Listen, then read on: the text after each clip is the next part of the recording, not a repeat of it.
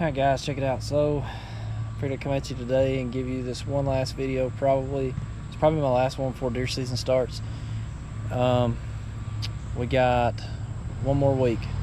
This time next Saturday I should be in the woods. Let's check this out. This is my camera arm. I rebuilt it again this year. I got it on the tree kind of crooked, as you can see, but I basically redid it this year. I stayed with the same arms that I had on my old one. I just camoed them out with some camo duct tape. I've got the nylon washers in between them. I'm using the cam buckle strap off my Predator platform. I was gonna do a Amsteel rope for it, only I ran out of Amsteel doing all the other crap I did, and I haven't ordered any more yet.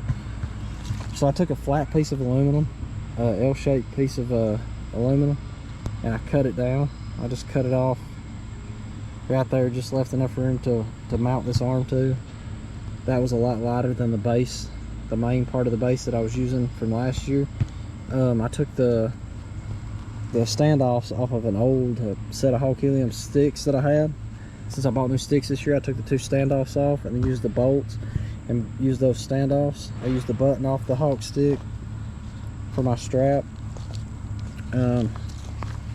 That's really it. I mean, it's a pretty good little, for what it is, for not costing me anything. You know, I already had everything else to make it in the garage, and you can see it functions. It swivels good. It's this is not a super heavy camera. It's just a cheaper camera, but it's got a pretty good picture on it. But I mean, you can balance it. This thing, it's not going anywhere on the tree. But I mean, it'll work. It'll serve its purpose.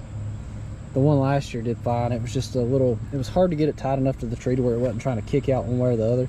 I think because this part was so small. So when I redid it this year, I made it a little longer to give it a little more room to bite to the tree. And I'm using these Hawk standoffs too, so that should help as far as keeping it on the tree, because the ones I have were just some homemade things that I had rigged up. I put a spacer here and added this little washer so that when I wrap this up, I put a bungee on the end of it, so when I wrap it all up, I can just stretch this bungee out and hook it around there to keep my line all wrapped up nice and neat. I actually got a scale today and I weighed this camera arm without the camera, just the camera arm and the fluid head that's on it. And this is just an Amazon fluid head that I bought a couple years ago that I like. It's pretty decent for the money. It wasn't a real expensive one, but it's got the bubble level on it.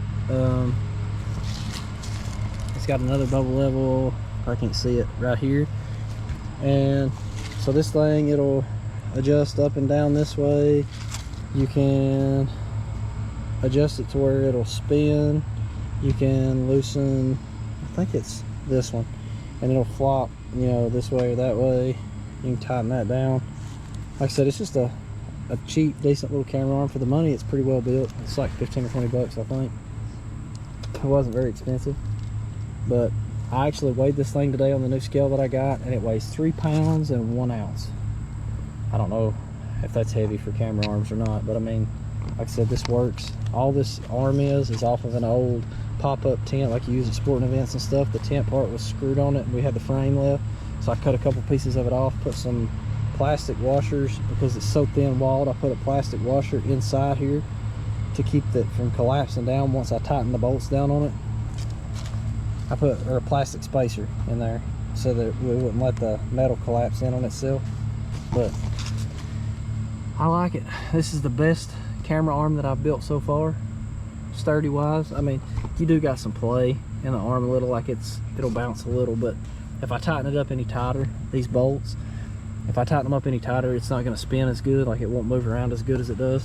So I like it like this. Like I said, I've played with it. I've done a lot of stuff filming last year, and just this 2-arm, it gives me enough length to where I can get around most of the trees pretty good. I can film over here, film all the way out here, and come around, catch all this over here.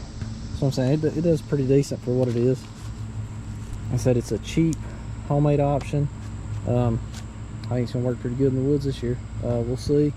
It should be better than the ones I built. This is like the 4th time I've rebuilt this camera arm and done it different.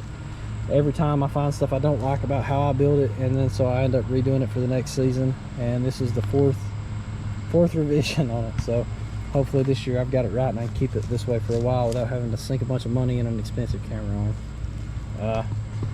So like I said, this time next week hopefully I will be already have one on the ground, and either be dragging it out or already have it out by now.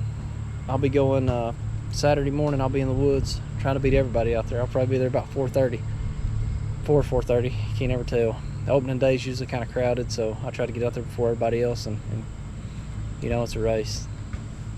Get the good spots. So anyways, like I said, probably fixing to get the saddle out, the platform, and do a little shooting. So thanks. I'll catch you guys in the next one.